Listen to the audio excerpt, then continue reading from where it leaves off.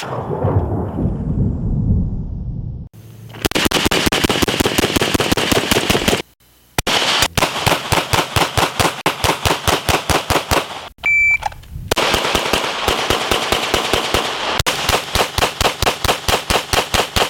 everybody, Aaron Cowan, Sage Dynamics. This video we're going to begin a series on anatomy, and we're going to start with the head.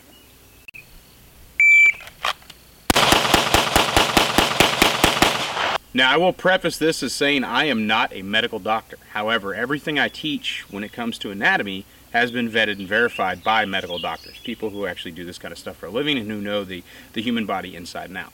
Now why is anatomy important? Well, I'm a self-defense instructor, so everything I teach, I use paper as the medium, but my goal is to teach people how to defend themselves against people, not to shoot paper. Paper is just what we use to train because that's just one of the training artificialities that we have to deal with.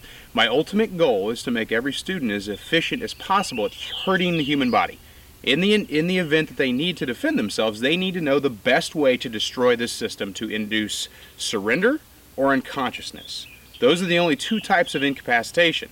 Either someone is going to give up because you're hurting them too much, or they're going to be rendered unconscious by the damage you've done to their physical structure. Now, the head, and this is a little philosophical for you, but the head is the source of all consciousness, which means you are your head, you are a brain driving a meat puppet. You are not your whole person. The brain is the source of all conscious thought and behavior, and it is also the only off switch in the body, which is one of the reasons why I teach headshots under reasonable context. We in the firearms community love appreciable metrics. We love distances and sizes. We love to be able to measure and weigh and deal with things like that. The problem with self-defense shooting is in order to measure, you have to be able to quantify. No gunfight has ever occurred under scientific control, so there are a lot of variables that go into any self-defense situation. So distances are one of them things. That's usually what people come up with. What's a reasonable distance for headshots? Well, okay, but you also have to add reasonable distance into situation, time, place, positioning, reaction time, threat, nature of the threat, time of day, time of night, lighting conditions, things like that. These are things that you have to factor into, well, not just distance. I can say, hey, you should be able to get headshots at 3 meters. You may find yourself at 1.5 meters, and a headshot wouldn't make sense. It's all based on the context of the situation, but I want to create knowledgeable shooters and problem solvers. I don't want to just create people who just shoot really tight shot groups. Really tight shot groups are important, don't get me wrong. But what's more important than that is being able to select a zone of the body that is going to best give you the best chance for incapacitation. Which is why I decided to do this video series. I'm going to break it up into regions of the body, those critical regions of the body. We're going to start with the head. So what is a reasonable distance for a headshot? My personal distance is right around 5 meters with the handgun. Now, how far is 5 meters? I can't tell you specifically without measuring it, but I can eyeball it. But more importantly than that, I know what my reasonable envelope looks like with my sight picture. My sight picture is going to tell me roughly how far away I am from my threat. And this is something you can do yourself, is just set up a target and get an idea, a rough distance estimation based on what it looks like in your sight picture. That'll give you a pretty good idea. But beyond that, I'm going to default to the head in situations where it makes sense. There are situations where the headshot is the only shot that's available, or situations where I have to induce an immediate incapacitation. The only immediate incapacitation in the human body is inside the head. There is nowhere else I can shoot the human body and induce an immediate incapacitation. Impossible. Now, when I say immediate incapacitation, I mean medically speaking. I can shoot someone in the foot and induce an immediate psychological incapacitation. But I can't guarantee that, because that person has to make the conscious decision to stop fighting. They have to make the conscious decision to stop doing whatever they were doing that caused you to shoot them in the first place, which is something I cannot rely on. So I got to underscore that. When I say immediate incapacitation, I'm speaking medically, because I don't know how to teach people to reliably induce psychological incapacitations, so I'm not going to try. Now, when it comes to teaching anatomy of the cranial vault, the head, or the area that we're gonna target, there's 2 general regions. One of them is known as the brainstem, and the other is known as the cranial vault, which I kind of already mentioned. The brainstem is made up of the pons, the midbrain, and the medulla oblongata. And if you shoot someone there, they will in fact have a problem with their medulla oblongata. The reason the brainstem is important is because it is the only off switch in the human body. You can do your own research, and I encourage you to. but there's never been a single case that I'm aware of anyone experiencing ballistic trauma or shrapnel trauma, such as a case of an explosion, any kind of foreign missile trauma, so to speak, to the brainstem and having them survive. In fact, usually it's quite the opposite, the exact opposite of surviving, actually. Trauma to the brainstem induces what's known as flaccid paralysis, or in layman's terms, it turns off the switch. They literally cease to function. It stops all bodily functions immediately. There's some really good examples of it out there. Probably the best close-up example I've ever seen is a Solon County, Ohio shooting. If you Google it, I'm sure you'll be able to find it. It's very up close and personal and lets you see exactly what happens when someone turns off that switch. The brainstem is relatively a small target area. As you can see, it's outlined here in red. This target right here is one that's done. It's medically correct for as far as two-dimensional is concerned. It is a two-dimensional target, but this outlines the size of the brainstem. As you can see, it kind of looks a little bit like a mushroom, and some people believe this is where the idea of the T-zone came from. But the T-zone, if you remember, if you're familiar with the T-zone, actually encompasses in the eyes and the nose region. The T-zone is designed to represent the easiest path a bullet can take into the brain through the ocular and nasal cavity. It is not designed to show you where the brainstem necessarily is, because it doesn't actually cover the brainstem. Because as you can see, the top of the T for the brainstem, what you could roughly consider a T if you wanted to, sits above the eyes.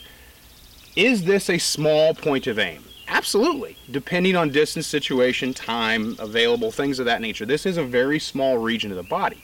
And another problem we have with knowledgeably targeting this zone of the body is we cannot think of it in two dimensions. We have to think of everything in three dimensions, because you will never be attacked, as far as I can pretty much confidently say this, you will never be attacked by a two-dimensional character. So when we're talking about the human form, we do have some reference points. As you can see, we got some nose there. That's a good reference point. That's from the front. That's from your ideal presentation of a threat, which is how a lot of people train and a lot of people practice. You think about almost all the targets out there, this is what they give you, best case scenario. So best case scenario for a headshot, if I want to hit the brainstem and I have the ability to get a headshot, my point of aim should be the nose, bridge of the nose, or even up into the cliche between the eyes. Now, the skull is very resistant. It's designed to protect us, our brains. The further away you get from center line on the skull, the less likely it is that the round's going to penetrate. So if I get a glancing round, if I just hit them on the outside of the eye or near the temple or something like that, the bullet might even penetrate the skull, depending on my angle to the threat. The round may literally just glance right off. There have been rounds that impacted teeth and did not penetrate.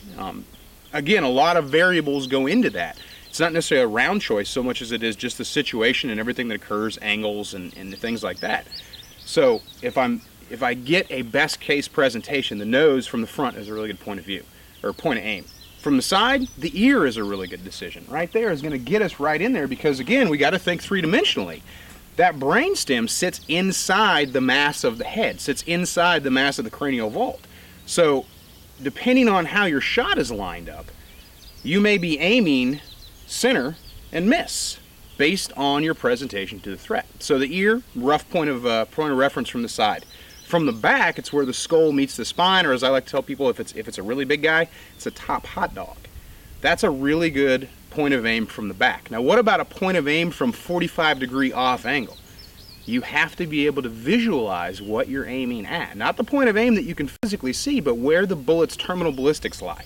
Where is the brainstem inside the brain? And that's why critical anatomy information is so important. You do not have to know everything a medical doctor knows, but you should know basic enough anatomy to know the best way to hurt people in the event that you have to defend yourself. Yeah, I just said hurt people. That's what you're doing. You want to hurt them until they stop doing whatever it was doing that caused you to shoot them in the first place.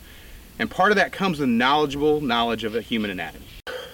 Now for the third time, brainstem is a very small point of aim. So what's our margin of error? What's our acceptable area of center mass if we're able to select it? That's going to be the cranial vault, which on this target is outlined in blue. You'll notice it doesn't go completely to the top or completely to the bottom, because when we think about brain matter, it doesn't really lie very far beneath the eyes. So jawline, upper lip, things like that might necessarily not be a good point of aim if we're going for the cranial vault. If we're going for the brainstem, we can shoot a little lower, because the brainstem incorporates the bottom of the brain, extends further below the actual brain mass. Now, Brain mass itself, is it guaranteed to give you an immediate incapacitation? It's not. People have been shot in the head and survived. People have been shot in the head and continue to fight. In fact, just recently, and again, I'll be dating this video by saying this, but just recently there was an officer shot in the head with a 5.56. It might have been a 2.23, but it was an AR-15 platform. He took a round to the head and continued to fight. Now, it was a glancing round, but facts remain. You can take a headshot even with trauma to the brain mass and continue to fight. I mean, just a cursory search on Google is going to show you that. So that region in the body is, when we're talking specifically about the cranial vault, is not a guaranteed stop like the brainstem is. If you get a brainstem hit, it's a guaranteed off switch, the only off switch, the only way to shut off the central nervous system. Cranial vault, it's a high probability. It's a much higher probability than some other regions of the body, but again, it's not guaranteed. So again, only guarantee we're going to have is that brainstem. Our margin of error, if we're targeting the brainstem, is going to be the cranial vault, which has a high likelihood of inducing an immediate incapacitation. Now, what do these three threat targets have in common? Well, they are all three-dimensional, and they present to you from a different angle. You've got an ideal presentation, a slightly oblique presentation, and a flank presentation. Now, when we talk about difficulties in accuracy, my experience is people usually have problems with the horizontal more than they do with the vertical, because the human body is much more vertical than it is horizontal, at least most people. So if you're going to throw around, is it more likely to throw it horizontally, to the left or to the right, or vertically, to the top or to the bottom? More likely it's going to be horizontal, because it's less target area. We think about that. What didn't change size, no matter the presentation of these threats? The head. Now, I know these are just cardboard representations, but you see human beings every single day, to include yourself in the mirror, or your buddy, or somebody else. Think about the head as a point of aim. Does it ever really change size in a meaningful way depending on your presentation to the threat? If someone is completely flanked to you, completely sideways, is the head not roughly the same size as it is from the front, from 35 degrees to the left, or from the back? The head remains roughly the same size despite angle. Now, it is, relatively speaking, a small point of aim. But the key word to that, and I didn't just say it because it sounded cool, is relatively speaking. We have to think of what we're talking about relative to the situation. If a headshot is viable, then it's relatively viable, which means the area that we're targeting is somewhere that we can hit with a high degree of probability. And if I'm close enough to get a headshot, if I'm close enough to like, okay, I'm so close I probably can't miss, then I think common sense would dictate that a headshot should probably be where you should shoot, because the closer we are to a threat, the less time we have to deal with them. This is a mock-up of a drill I do in my classes. You've got four, usually there's more, you've got four targets. Only one of them is a threat. So if you've got 4, 5, 6, 10, 15, however many people, and only one's a threat, and you have to engage that threat, how can you do it? Well, you have to clear an angle, so we want to make sure the backdrop, as much as possible, make sure the backdrop of our threat is clear. We want to make sure if we do miss, or if a round goes through their body, it doesn't hit an innocent person. Another thing we have to consider is knowledgeable targeting. We may have to change the angle of the shot, so to speak. But in this situation, they're all roughly the same height. I understand that. But if you think about just general crowds of people, the aberrations are people who are taller or people who are shorter. Everyone else is roughly within, 5, 6, 7, 8, 9 inches, right around in that same height for full-grown adults. So what stands out? The bodies kind of blend together, but because the head sits on the shoulders, it does separate it. It gives us a viable point of aim. So in a situation like this, maybe the headshot might be the default, or all you have available to you unless you make the decision to not engage at all, which also has to be a consideration. This situation, the head's a very viable target because it's the only thing that really stands out and gives us daylight on either side of our target, so we have a small margin of error. A hit to the body might not work, depending on what angle you approach the situation from, and if you can even see it for the mass of what it is. Now again, this is just a drill. This is in no way advocating, hey, if this situation ever happens, you've got to get a headshot. It's a drill to reinforce certain skills, and one of those skills is precision accuracy, being, a headshot, knowledgeable headshot. But if we're going to practice for the headshot, if we're going to practice for those brainstem hits, it helps to have a realistic understanding of how difficult that can be, and how the cranial vault is a very acceptable region or point of aim with hopes to get a brainstem hit. Alright, so here's my threat. He's got a knife because I'm going to be shooting him close. Yeah, he could have had a gun, it doesn't matter. here's my representation, three-dimensional representation of the brainstem. You're thinking, man, that's small. But if we look at our little 2D representation, that's pretty damn close. I'm actually proud of myself. Arts and crafts time definitely paid off. I've got myself a rough representation of a target area, target zone. Now I'm already leaps and bounds of where I learned how to shoot the human form on two-dimensional paper, you know, decades ago. Granted, not 100% realistic, but we're already, again, three-dimensional. So what we're going to do is we're going to suspend this inside the head of the target. Now again, these targets don't have necks, so it's going to sit a little lower than maybe it would because there is no neck. So all we have is a head and a body. I'm going to suspend this inside the head, and then I'm going to work three-dimensionally trying to get that hit. So now we've got our brainstem representation, roughly hanging center of the skull, like where the brainstem is. If I get a hit direct front to the nose, if I get a hit from the ear from the side, or if I get a hit from the base of the where the skull meets the spine, that's hot dog from the back, I'm gonna get a brainstem hit, because now I have a physical representation, roughly speaking, of where anatomically speaking, the brainstem lies. Instead of worrying about, you know, just two-dimensional paper, which is a good place to start, now I have a physical representation. So think to yourself, if the presentation was off angle and I had to choose between the nose or the ear, neither place would give me a hit, because those are based on how the threat is presented to me.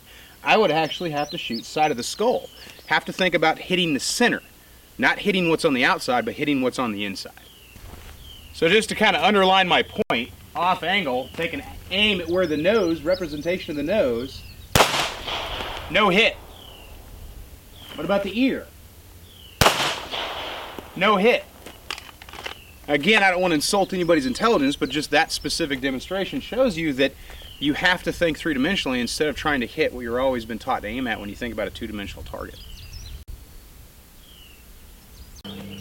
So now I'm going to run the drill off the timer. I'm going to see if I can get that brainstem hit. Again, it's just a drill we're going to set up, see if I can run it, see if even from this close distance I can hit that very precise point of aim. I got to hit that brainstem. But if I don't hit it, my margin of error, if I'm knowledgeably targeting the head, is going to be that cranial vault.